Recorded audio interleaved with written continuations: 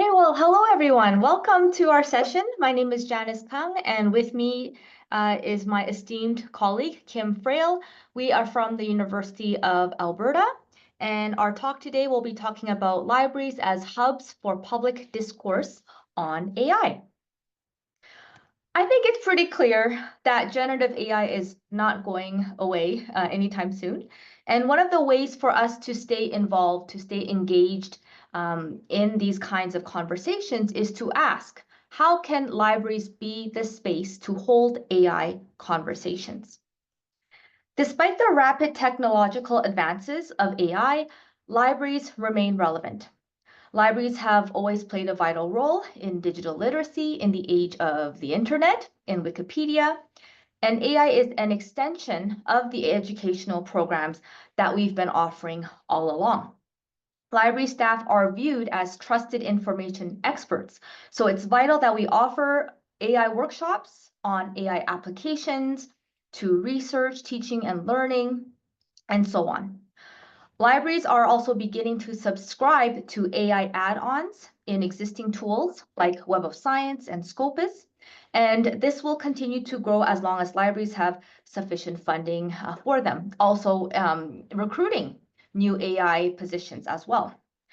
We also need to be more critical of enabling AI features in our resources to mitigate any potential biases and unintended consequences. One example of a potential unintended consequence is the gradual decline of students conducting traditional literature reviews, where they're required to conduct a search, find relevant articles, read the papers, summarize, and synthesize those ideas. If the embedded AI tools are already doing it for them, will their critical thinking skills atrophy? AI will also expand the digital divide further between the haves and have-nots, and libraries can tip that balance back into equilibrium. We may also consider AI applications to library functions, including cataloging, improving accessibility and search functions, and even personalizing recommendations to users. Community collaborations and partnerships can take many forms, and we're going to be talking about it in the context of post-secondary education, including colleges and universities. But this translates to all forms of communities, whether you're in a public library, special library, or a school library. So our talk today will have a little bit of something for everyone in the audience. For example, public libraries could foster collaborations with community organizations, nonprofits, schools, and startups. Public libraries can host workshops to demystify AI for members of the public on topics concerning AI literacy, ethical AI and misinformation, AI for job seekers and entrepreneurs, and many other examples. Through these partnerships, libraries can support critical conversations about AI ethics, applications, and policies concerning use. They can also have events held in libraries or online. So now more than ever, libraries need to venture beyond library walls and engage in outreach initiatives to hold AI conversations. And that brings us to some of the case studies that we're going to be highlighting today. We're going to highlight some successful collaborations with two campus partners at our institution. To give you a little context, the University of Alberta is located in the western part of Canada, right above Montana, and we are located right there. We are ranked among the top 5 universities in Canada with 46,000 students across 17 faculties in 5 campuses. So the first case study that we're going to be looking at is with the Office of the Vice President, Research and Innovation. So that's a mouthful. We also call it VPRI for short. The director of a division within VPRI reached out to me with an opportunity for collaboration. VPRI is an office that supports and advances the university's research and innovation enterprise. They support researchers, develop and administer policies to adhere to regulatory compliance when conducting research. VPRI and the library have common interests in supporting researchers through their research process, so it was a natural collaboration to join efforts for capacity building. The tentative workshop title for this session is Gen AI for Grant Proposal Development, and it is still in progress. We're still finalizing the content and trying to figure out when would be the best time to schedule the session for researchers and principal investigators. But here is a sneak peek on the topics that we will be covering. Our university recently published a framework for ethical use of AI that we'll briefly cover at the beginning of the session, and we'll also provide an update on funding agency requirements for applications as it pertains to AI use. In Canada, we have 3 federal research agencies known as the Tri-Agency. They include Health Research, Natural Sciences and Engineering, and Social Sciences and Humanities Research. So many little things that go into a grant application are administrative. Due to budgetary cuts at our institution, a lot of the administrative positions have been reduced, and many researchers now have to do these tasks on their own. Could researchers save time in specific parts of the grant writing process? For example, with the budget development, could we use AI to draft budget justifications, estimate costs, and explain cost allocation?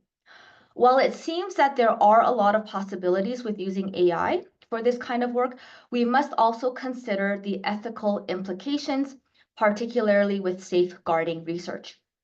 Researchers must protect their research against threat actors who want to acquire and exploit knowledge, data, and ideas for their own benefit.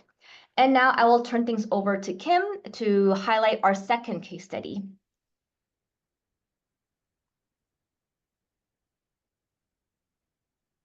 Okay, I'll just share my screen. Excellent, thanks, Janice. So the next case study has to do with our Faculty of Graduate and Postdoctoral Studies, which is GPS for short. So it's a very easy to remember acronym. I like it a lot. So GPS is the central office that oversees all graduate and postdoctoral students at the University of Alberta. They provide resources to students and faculty to improve the student experience. So one of their requirements for graduation is the completion of 8 hours of professional development time. And this is met by attending workshops that include things like teaching, career development, leadership, entrepreneurship, and innovation. So these workshops are intended to enhance their skills for future job prospects. And learning about generative AI definitely fits the bill these days.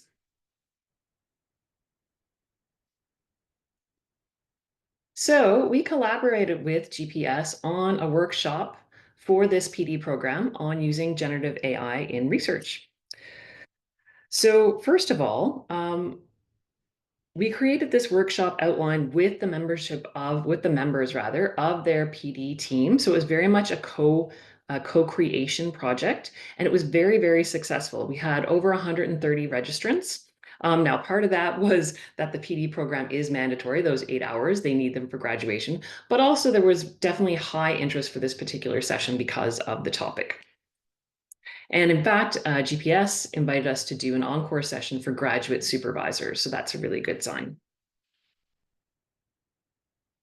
So to identify the key considerations for grad students and researchers, organizational policies can be a great framework for collaboration. So this would apply to any type of library we've been talking about here, your K-12, your public, etc. So policies can be a little restrictive on the one hand, or a guideline, but they can also be that springboard for a framework because they allow you to highlight the things that are important to your audience.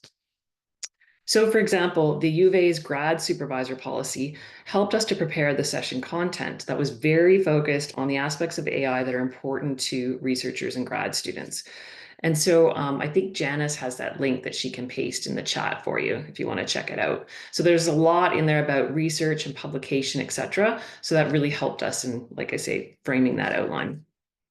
So for example, we emphasize that grad students and researchers need to look beyond our own institutional policies, like the one we just posted, to those of publishers and grant or award funding bodies to ensure compliance, as well as the importance of documenting AI use at the beginning, right from the beginning of a research project. Because some of those publishers or grant funding bodies might have certain requirements for disclosure. And if they're looking at it only at the end of their research or their work, they could be in trouble and have to backtrack a lot. So it's really, really important that they look at that right from the beginning of the research process if they're considering using an AI tool. One example we have of that is the academic publisher Elsevier. For those of us in academic libraries, we're well aware of Elsevier. They have a very specific policy on AI generated images or image enhancement. So as a researcher, that would be something that you'd want to be aware of right from the get-go. And I'm not sure if Janice has that link as well. So post-secondary researchers, as Janice mentioned, often apply also for federal government funding through those three agencies that she had mentioned. And they also have a very detailed AI policy. So that is something we also consulted in developing these workshops. So I would assume there'd be some similar equivalents in the US and in your library. So feel free to share those in the chat. I'd just be curious what types of funding bodies and policies that would be of interest to your audiences that you're collaborating with that you'd have to pay attention to. We can have a policy party in the chat. Right. So aligning our presentation with the audience's workflow was also a very important piece in these types of collaborations. So in our case, because it's an academic library and we're talking about graduate students and research, we framed it as part of the research lifecycle. So how does AI fit into that research lifecycle? So most of our presentation for the grad students focused on that. This is a small snapshot that you see on the slide. And we provided illustrative examples from ChatGPT and Perplexity to move through these. I won't read the whole slide, but I just wanted to provide a little more context on the analyze column. So this didn't involve, I want to be very clear, this didn't involve encouraging them to upload actual data, but really to provide suggestions on how to approach data analysis. So for example, Janice had developed a sample prompt on suggestions for data analysis from a survey regarding patient preferences on vaccination locations. So the AI tool actually provided a very helpful outline of different methods of analysis, as well as some great suggestions for categories and coding. So again, it's the analysis piece rather than uploading any actual data. And all of this, of course, was presented with a strong emphasis on compliance with the guidelines mentioned earlier. We focused on those first two case studies or specific collaborations, but a third one we wanted to mention was our Digital Scholarship Center. And the mandate of the Digital Scholarship Center is to offer a research and training facility for faculty, students, and staff at the U of A in order to grow expertise in research methods and practice using technology. So already you can see how this would be a hub unto itself. So they have data visualization walls, a recording sound booth, a maker space with lots of fun stuff, virtual reality, gaming, etc. So again, you can imagine it attracts lots of different types of folks from across campus, from students and researchers, and all sorts of cross-disciplinary action happening there. They've also started offering workshops on how to build your own local large language model, and will soon be offering workshops focusing on image generation and other AI powered visualization tools. The academic director of the DSC is actually a faculty member who's quite active in the digital humanities community. So again, that makes the DSC a natural hub for that sort of community conversation collaboration. One we wanted to mention, this isn't our initiative. This is actually our neighbors to the south, the University of Calgary, and they've actually established a center called CALI. It's a great acronym. So the center, any U of C folks on the call by any chance? Calgary?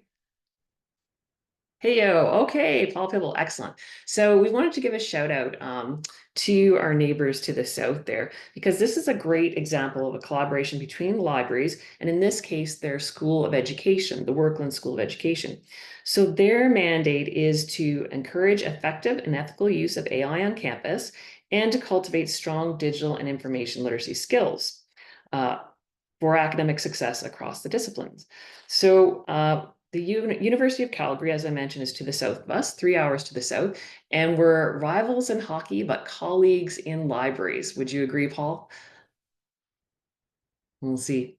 Um, and Janice can paste the link in the chat to Kaylee. We can take a look at that. So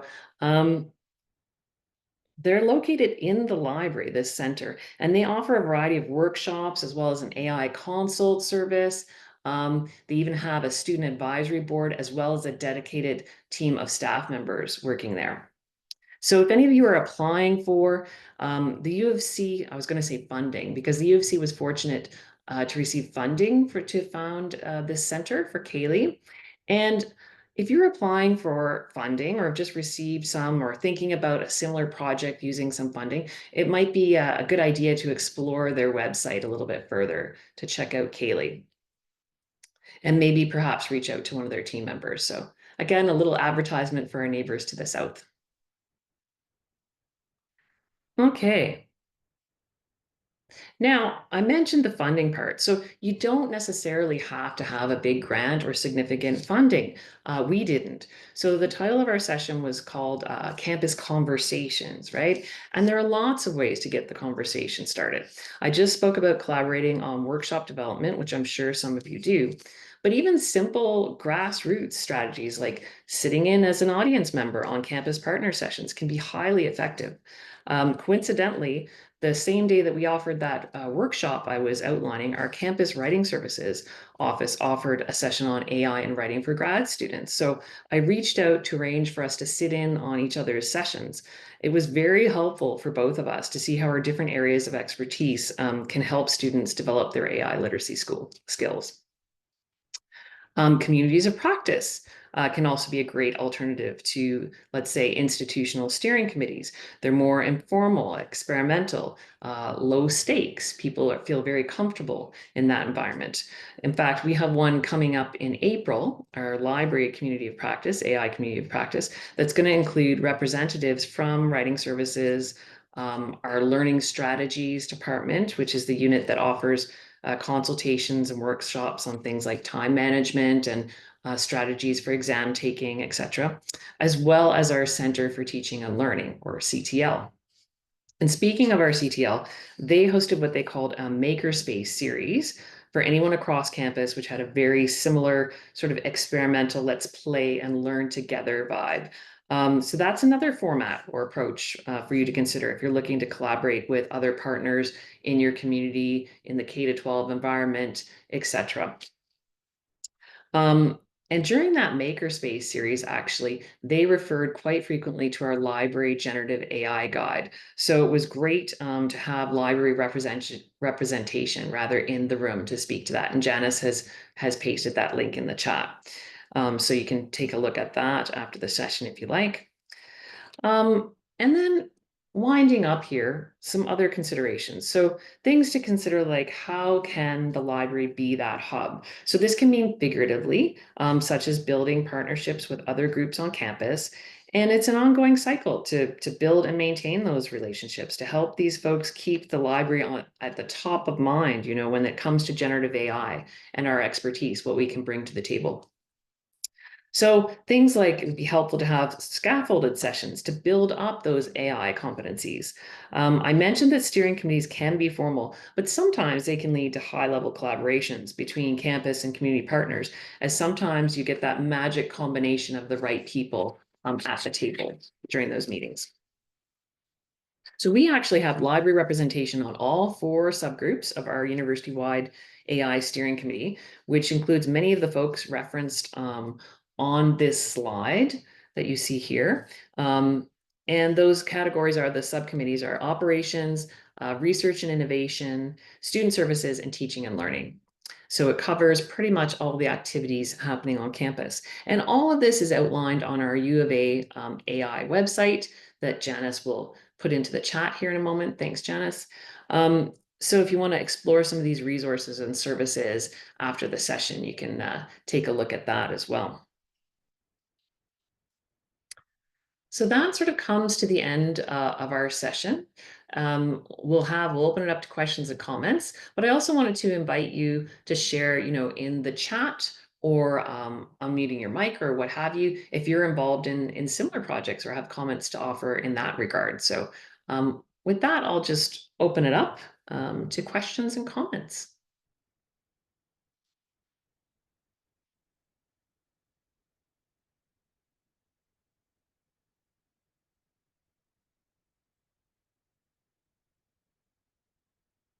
Okay, Paul, I see that question. Curious to know if our workshops are delivered by a specific group within the library, as yours are, the team, or under the auspices of the library as a whole. Yeah, the latter. It is the latter. We've offered these workshops. Our colleague Peter Binkley in the DSC has offered these workshops. We do have what we call our faculty engagement. Our subject librarians do offer sessions as well. Some of our colleagues recently offered the one for a group in arts. I believe it was the grad supervisors there as well. Janice, did you want to jump in on that? Yeah, no, that's exactly it. So we are not fortunate to have a specific group within the library who would be responsible for this kind of work. So I think we're just kind of doing it piecemeal for those who are interested, are just proactive with it. And Kim is also our head of teaching and learning in the library. So I guess that kind of falls under her portfolio as well. And she's also kind of making those connections with other campus partners. Okay, another question in the chat there. Thank you. Do you find that students are interested in particular use cases for AI? Are they eager to adopt it? Use cases, yes, definitely, for sure. They want to know about practical scenarios. The writing services session I attended, one of their big use cases was creating lay abstracts, they call it. So, the abstracts that a researcher might create about their dissertation that's really written in layperson's language or jargon free.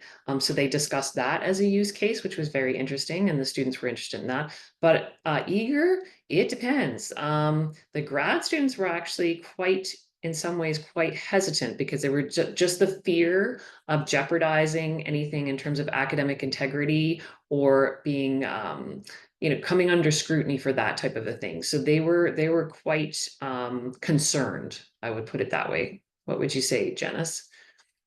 Yeah, exactly. And speaking with students, they are concerned that they will be um, identified as using AI tools for their work when they haven't. So that was a major concern of theirs. And yeah, we just kind of have to reassure them that as long as, they keep really good documentation, if they are using for AI, they must be transparent in disclosing the AI use and also specify how they use it. So I think they just wanted more guidance on that. If they were to use it, how can they do the reporting? And yeah, possible use cases on how they could use it for learning, also for research. Okay, so there are several other questions here. So one question is there room in these discussions for those who find that their personal or professional ethics lead them to opt out of AI entirely? That's a great question. So when we do the sessions, we always try to remind the folks that they do not have to use AI, but it's just simply another tool that is available. And there are specific use cases for it, not for everything. So we just have to remind them that how we have been doing things all along before generative AI came into the fold, they still apply. So we can't forget those tools.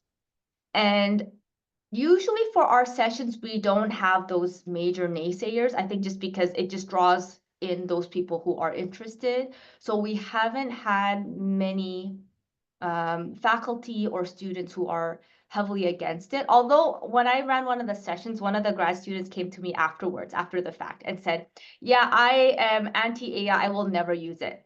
And I said, that's perfectly fine. But the student was there to learn and to find out more about it. So yeah, there may be some of those, but they never come out to us and just say, no, this is terrible, don't use it. So I hope that answers the question. Let's see, any other, oh, and there's a really good comment in the chat from Brian. Thank you for that.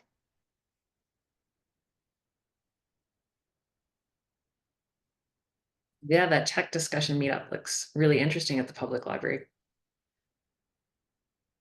Yeah, have to keep that conversation going, that is for sure, in all of those venues.